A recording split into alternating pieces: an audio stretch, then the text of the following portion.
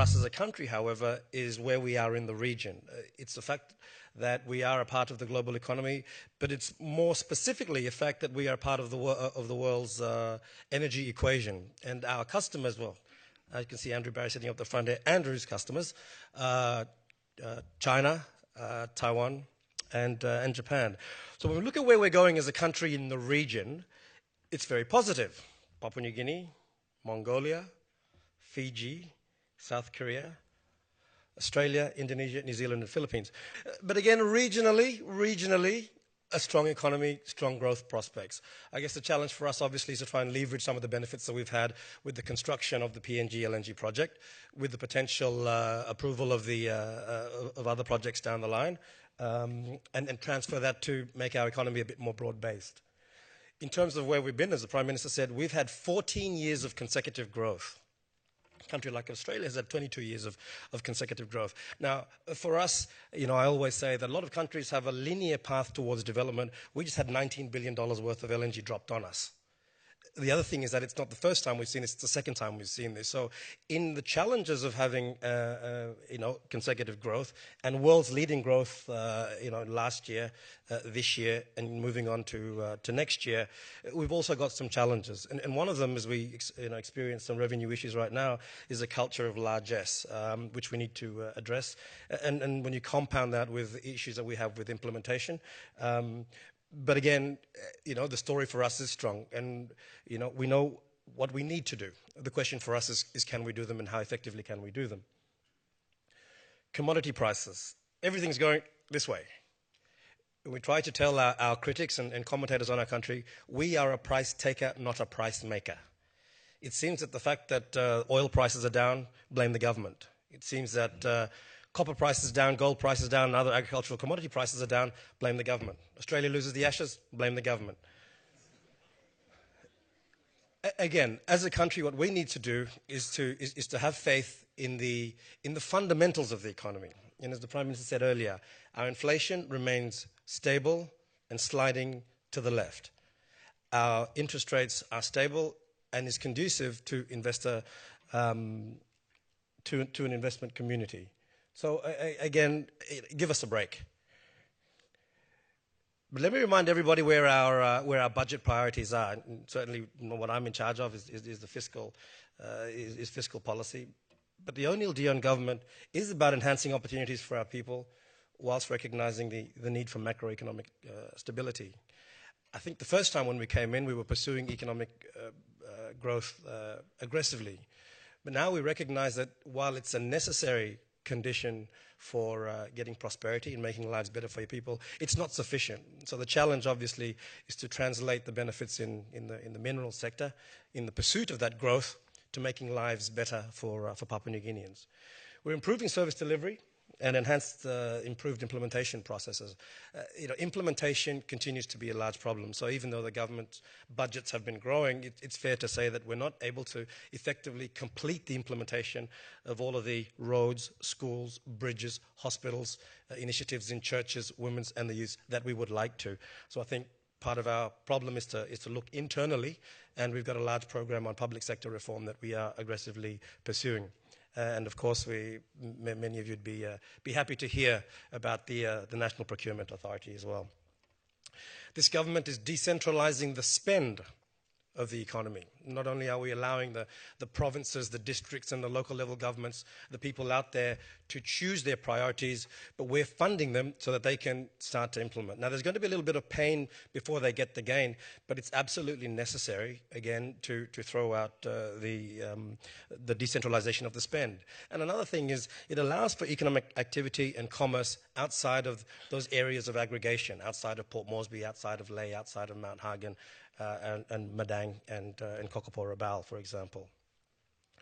In increasing the direct funding out to these areas, I think this government has spent more money, over 2 billion kina, out in these areas. So again, for the investment community, we're hoping that not only are you looking at some of the opportunities in the urban areas, but out there in the rural areas as well, and particularly in the services. I can imagine that with all this money going out into the provinces, districts, and local level governments, that compliance will be an issue. So accountants and lawyers, dare I say, please make your way out there. As we said, in trying to address some of the expenditure issues that we've got to be careful about adversely impacting the growth momentum. We believe there is growth momentum, that there is opportunity. But if I just take a red pen or a scalpel and say 30% of the budget goes or 40% of the budget goes, you may start to take away from the investment of the private sector. So it's taken us a while to get here, but we're at that stage now where we're a bit more comfortable as to where we should be cutting and where we shouldn't be cutting, but actually investing a little bit more. But in doing so, we make sure that we don't touch the foundations of our economy to make lives better for Papua New Guineans. Those are the areas of health, of key infrastructure, of education, law and order, agriculture, and the small to medium enterprise sector where the most of our people are. And of course, all of this works because we've got a safe and just community, and therefore we're strengthening the justice sector, we're resourcing the correction services and modernizing our police and the defense force. I think everyone understands the fact that you have two things to control here: how much money you make and how much money you spend. So on the expenditure side, what we've done is we haven't gone with a supplementary budget or an expenditure reductions bill earlier than now, because it's taken us a while to get here. But we are controlling through the issuance of warrants. Now, the issue for us, obviously, is that we haven't made public, what the criteria for that, for the control of the warrants are, or how much money the departments and agencies are getting. But what we've done on a rolling basis is to talk to everybody and say, this is what you're going to expect over the next quarter or so start managing how you do it. I think some of the unfair criticism that the government also gets is that they think that by changing the Prime Minister, changing his government, changing me, by changing the driver of the car, you get a different car. You don't. The car is still the same. 14 years of growth has led to 14 years of a culture of largesse. This government has seen over the last 5 years a jump in its budget by 5 billion kina. That's a lot. There are departments out there that physically don't understand how to cut. So we've had to go through an exercise, and we've identified at this stage between 1 to 1.6 billion kinas worth of cuts that we need to do to bring our numbers back to where we said we would be. And there may be another 1 billion kina that we need to go. So we are controlling the issuance of warrants, and as the Prime Minister said, there is an appropriations reductions bill that is to come out in October. What we might do a little bit earlier than that for the benefit of the investment community in the private sector is to publish what that's going to look like, so you can get a sense of where government's head is at, and if it requires a rebalancing of your own priorities and your own investment plans, then you can do that. But as I said, we're not touching our priority areas. We keep trying to tell the departments as well, we don't need to build everything in 2015.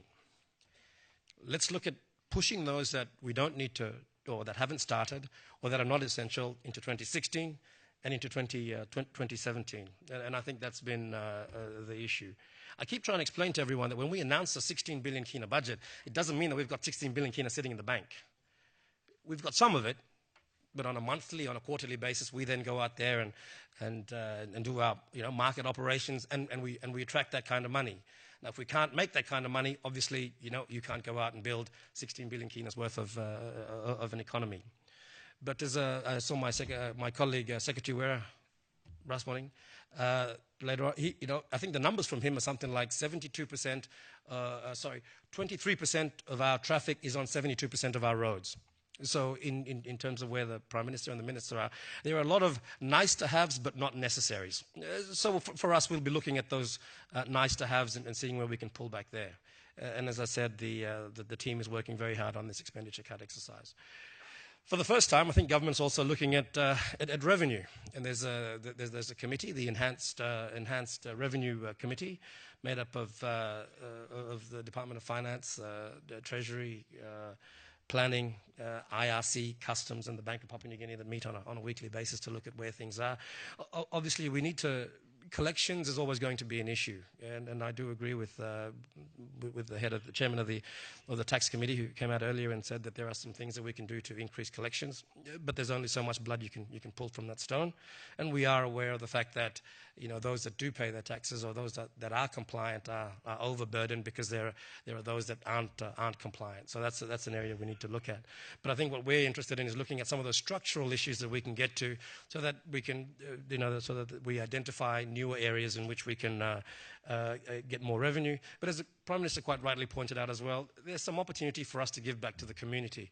There's been 14 years of growth, an explosion, a positive explosion in the last 5 years. There is an opportunity for us to give back to our community.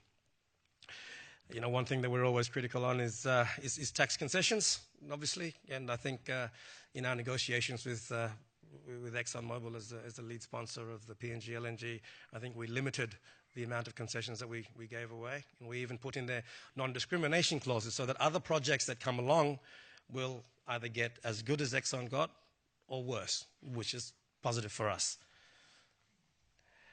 In terms of financing the budget, as I said, when I say we've got 16 billion kina, it doesn't mean it's sitting in the bank. We have to go out there and try and access it. In terms of some of the parachutes that are available for us towards this year, obviously, the governor of the bank, Lloyd Bacani, and myself are going through an exercise on identifying ways that we can diversify the market and deepen the market. And I think there's an opportunity for a secondary market in terms of our financing, and of course trying to get either external money in into our domestic sources of financing and intermediaries.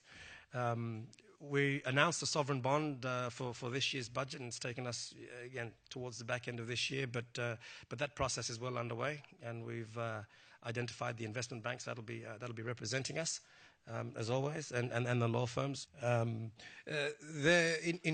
There's also we agreed to sell a portion of our equity to our landowners for $1 billion, and that's due next year. So there's a little bit of work done by my colleague Wapu from the NPCP to realize that. So in effect, again, there's the opportunity to monetize $1 billion for this year, and of course, there's a lot of trust accounts that we need to manage as well. What are our challenges remain the same. We need economic stability. We need to maintain our fiscal discipline.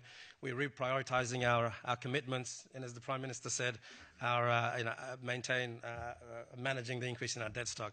Again, when I look at it, for a country that's as grown as fast as we have and that have as many opportunities as we have, a 35% debt to GDP ratio is quite low.